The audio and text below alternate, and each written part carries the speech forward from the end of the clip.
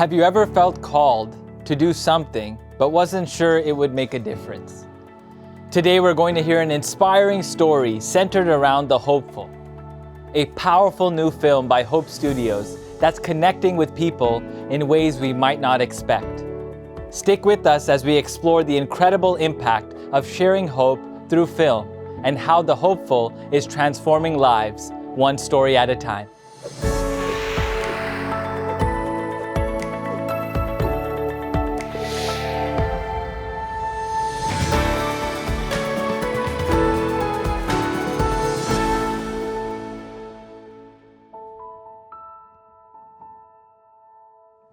Welcome to Stories of Hope. Today we're featuring The Hopeful, a new film by Hope Studios that's making an incredible impact by bringing stories of resilience and faith to life on the big screen. The Hopeful turns a simple movie experience into a chance for audiences to find hope and connection. But before we hear more about this unique approach to outreach, I want to turn to you here and ask the same question we did at the very beginning of this show.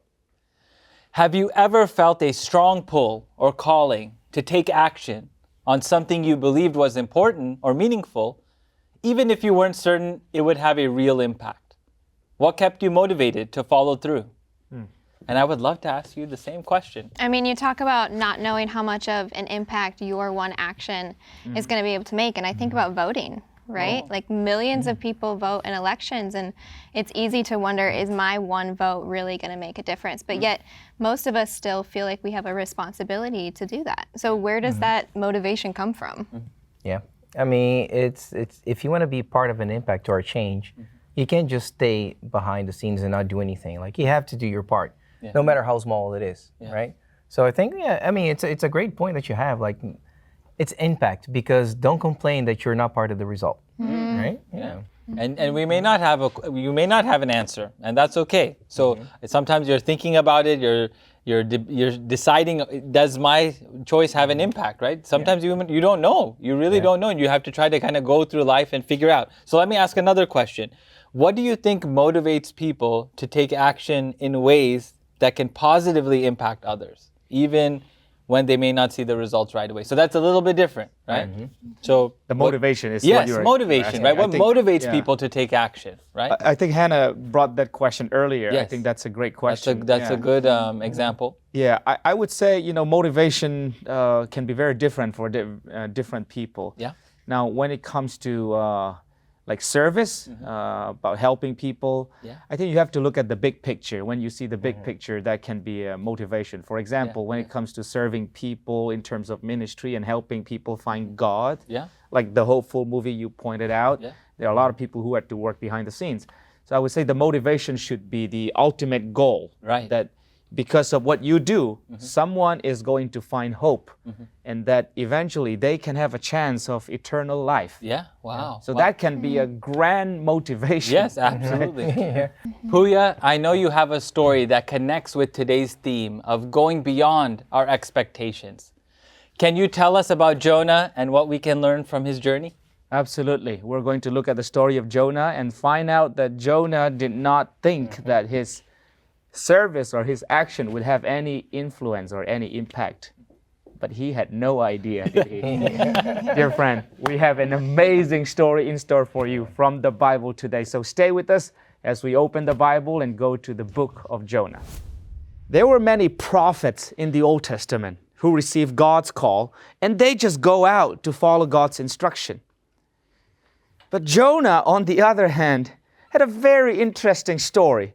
Because when he received the call from God to go and preach to the people in Nineveh, he declined. He believed that they are too sinful. Even if I go and preach and tell them about God's love, it won't make any difference. Have you ever found yourself in a place where you have wondered, my action would not change this person's life or that people's life or the people in this city or in this country. They are too far gone. They're too sinful. Finally, Jonah went to the people of Nineveh. he preached a very, very short message. He simply said, in 40 days, Nineveh would be overturned. That's it. He didn't mention anything about God, God's love, repentance. All that he said was, in 40 days, the city of Nineveh will be overturned. But friends, here is where the power of God comes in. Just with those that very short message, the entire city was moved. The king of Nineveh himself repented, and he called all his people to bow before the God of the Creator, the Creator God, and they humbled themselves before God, including their animals. My dear friend, maybe God is calling you to go and share His love, His message to someone that you probably thought is gone, too far gone. We have a great resource at hope.study. I want to invite you. We have many Bible study guides. Maybe you can study these Bible study guides and maybe go and share it with someone that you think don't even want to listen to you. If you are wondering today, if your action, if your service, if your sharing of God's love would even make a difference, the story of Jonah is a reminder for you and for me that when we take the Word of God, no matter how short or how long the story may be, when God makes the move, lives are transformed. Back to you, Jitesh. Puya, you made me think about Jonah's story in a different light. His journey reminds us that God often calls us to reach people in surprising ways. We'll take a quick break, and when we return, we'll dive into a special testimony of transformation. Stay tuned for more Stories of Hope. We'll be right back. Don't go anywhere.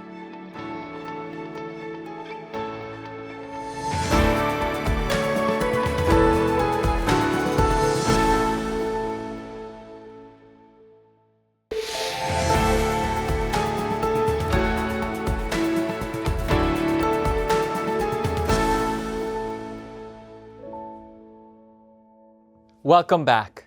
Today we will see how a special movie can change your life completely and transforms the simple act of going to the movies into an experience of hope and connection.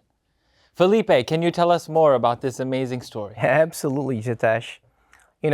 Our story today comes from Hope Studios, where our team has been bridging faith and storytelling in a way that reaches beyond the typical audience. Led by Kevin Christensen, The Hopeful has opened in over 900 theaters across the U.S. and in more than 175 theaters in Australia, New Zealand, Papua New Guinea, and Fiji. It's a testament to the power of well-crafted storytelling to connect with people everywhere. Corey Pollard, a seasoned member of the Directors Guild, shares his journey of finding purpose alongside secular industry professionals, revealing how God reaches people even in the unlikeliest of places. Let's take a closer look at Corey's journey and how The Hopeful is inspiring audiences worldwide, showing even that every path, even the challenging ones, can lead back to hope. My name is Corey Pollard, and I am an assistant director. I'm a DGA member for 26 years, been making film and television shows for 36 years in Los Angeles. I just felt affirmed in my faith. I felt like I was part of this kind of hopeful group that's walking in a direction, though I may not be Adventist and go on Saturday. I felt such akin to the reality of our whole body is the unit that worships this power. I really struggle with a lot of Christian films because I feel like they're trying to give an answer to a question that nobody's answering.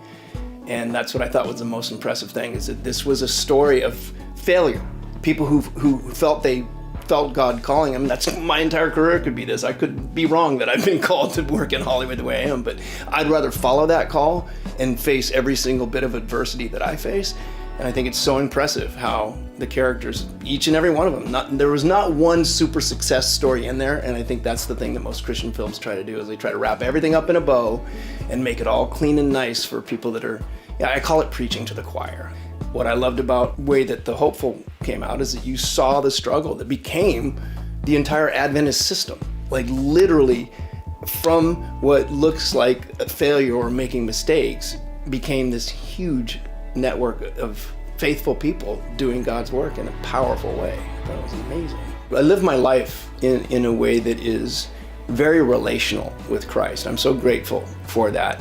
And of course, Kevin gave me the Steps to Christ, which I had not read. I've never read any of the material from the church, the Adventist church. You know, I'm very deep into the scripture, and I'm very deep into a lot of pretty heady stuff. I sat and watched the film, and I walked away, and Kevin and I talked a little bit. We had a really cool, like a tailgating party in a Taco Bell parking lot after the movie, and talked about it. So as I began to incorporate the Steps to Christ into my morning reading, because I read every morning, I have my prayer and meditation time, which is the most meaningful thing to me, I was just affirmed over and over, like, wow, am I Adventist? Maybe I might be Adventist, because this is exactly how I have been drawn to the Lord in the disciplines and in that focus. I'm like, this is amazing. This is way bigger than anyone ever telling you about it. I knew that I was in the right place watching the movie as my spirit was affirmed from watching the material and watching the failures and how God used, oh, I missed the mark on the date.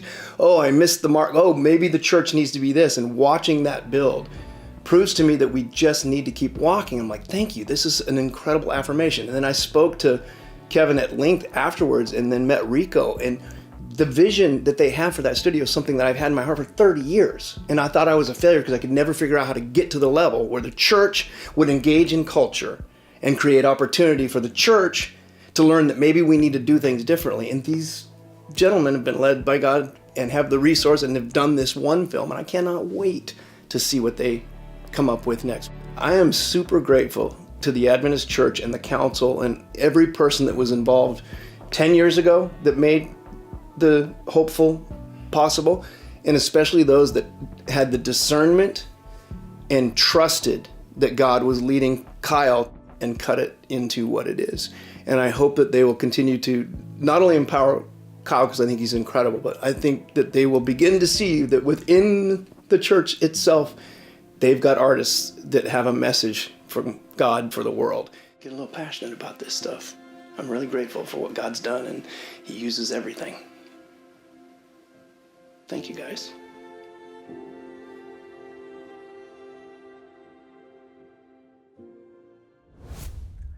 Did you see the impact the Hopeful is having?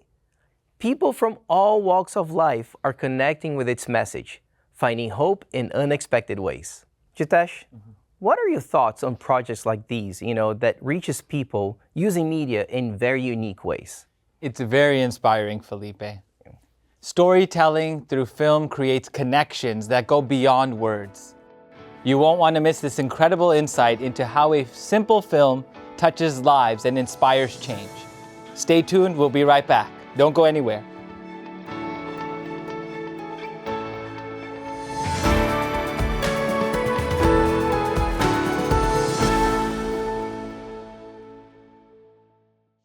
Welcome back to News of Hope. Over the past few weeks, I've shared with you projects from many of our 80+ Hope channels around the world. Today, I'm excited to introduce a project from Hope Channel International that lets you be a part of this global mission directly. And that's our very first gift catalog. This catalog is your chance to find a Hope Channel project that resonates with you. Maybe your passion is reaching those in closed countries, like a young person in the Middle East discovering the love of Jesus for the very first time. Or perhaps you'd love to sponsor someone studying the Bible through Hope.Study for just $10, giving them the chance to explore and grow in faith. One of my personal favorites is our translation technology, where we're reaching diverse people groups through over 100 languages. Each translation is a bridge to someone who may never have heard the gospel before. To see all the ways you can make a difference, just scan the QR code on your screen or visit our website. The stories of transformation you hear here on Stories of Hope are made possible only because of generous supporters like you. So thank you for joining us in spreading hope. And I can't wait to share more incredible projects and life-changing stories in future episodes because of your donation. Together, we're transforming lives and giving hope, one gift at a time. And stay tuned for more uplifting stories from Hope Channel around the globe.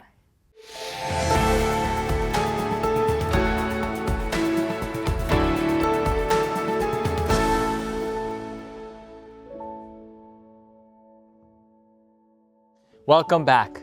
Today we have a special guest with us, Kevin Christensen, the director of Hope Studios and executive producer of The Hopeful.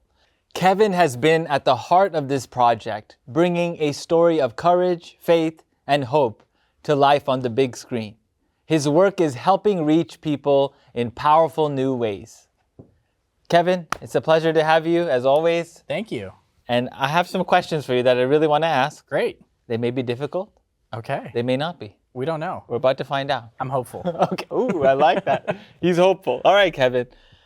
What inspired you to bring The Hopeful to life? And what impact do you hope it would have on audiences? The Hopeful tells a true story. And right now, the most requested thing that we found in research that audiences are looking for is true stories. Wow. You know, we're in this time period where people are facing a lot of disappointments. And it's on a large scale with certain things that people are hoping would happen, maybe with the economy or maybe with, wars ending, but it's also very personal for people. Yeah. What do you do when you anticipate something? You look forward to, maybe it's that job promotion and you don't get it, or maybe it's that child and it doesn't make it. Wow. And is there hope on the other side of that disappointment? And so, when we looked at this story, this is the story of what is now 23 million people, and that's just people on the books. When you include kids and families that are coming to churches that are a part of this movement, some people say that's as large as 40 million people. And so when you have a story that's that big, that has really impacted the entire world, Wow. it's got to be told. Can I share a story? Please. Great.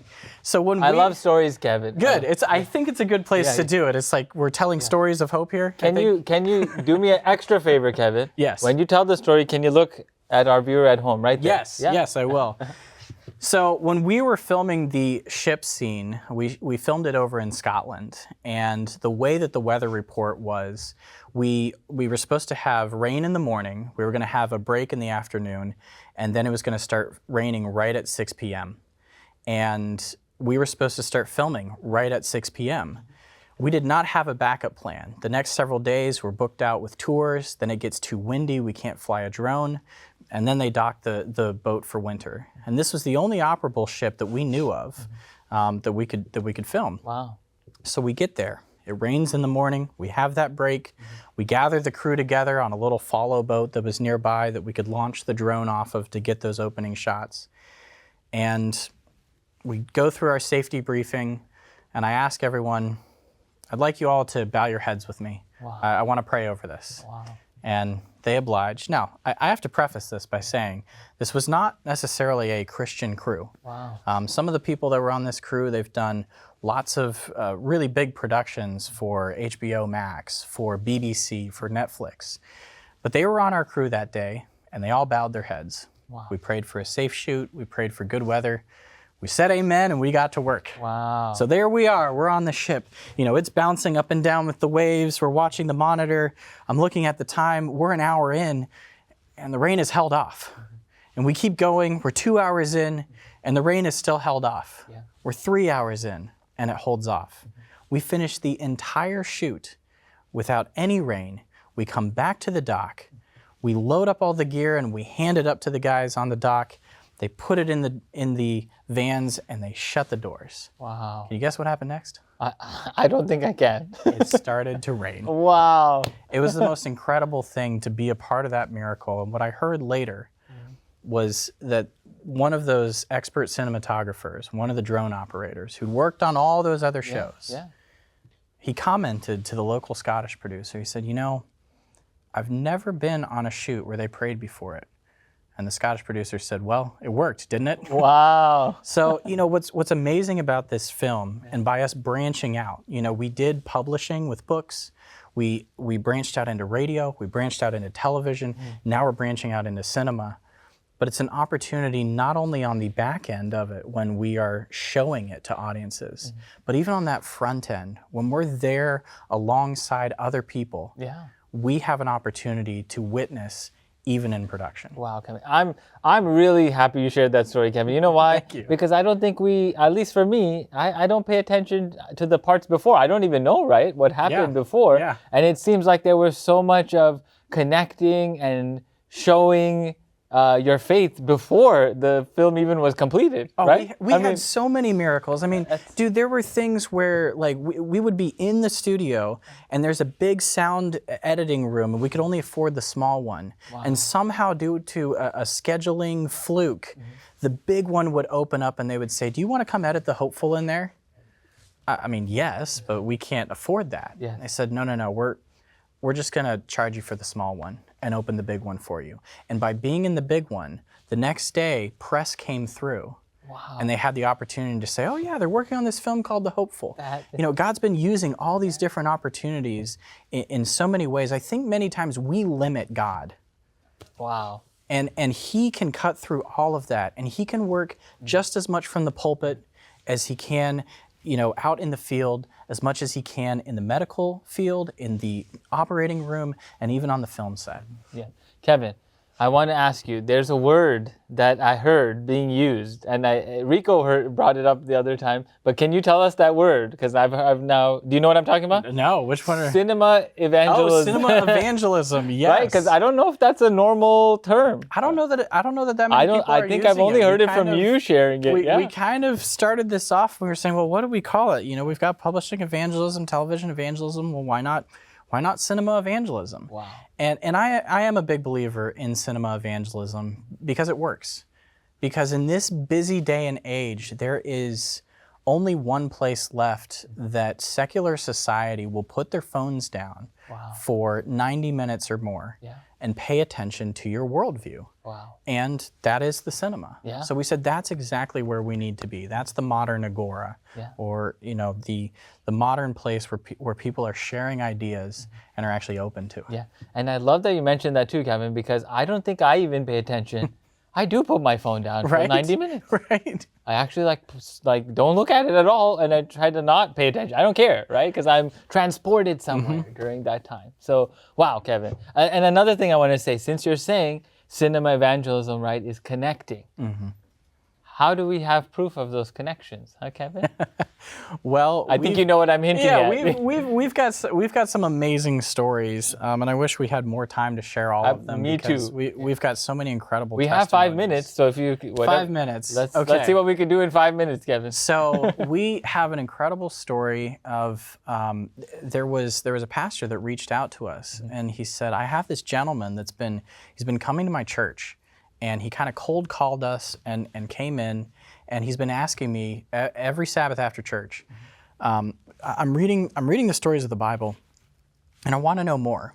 And so he finally asked him. He said, "How'd you find out about us?" You know. And this gentleman explained that he had gone to the cinema, and he'd seen this movie called The Hopeful. Wow. And there was something, he expressed it as it was like light before my eyes. He used the word light very frequently. Wow. Which made sense later when we learned of his cultural context, that he was a practicing Hindu. Wow. And so for him to see that light before his eyes and say, I need to go find this light source and understand who is this Jesus and how can he work, you know, in people's lives today, for him to then come into the church and join because he walked into a movie theater.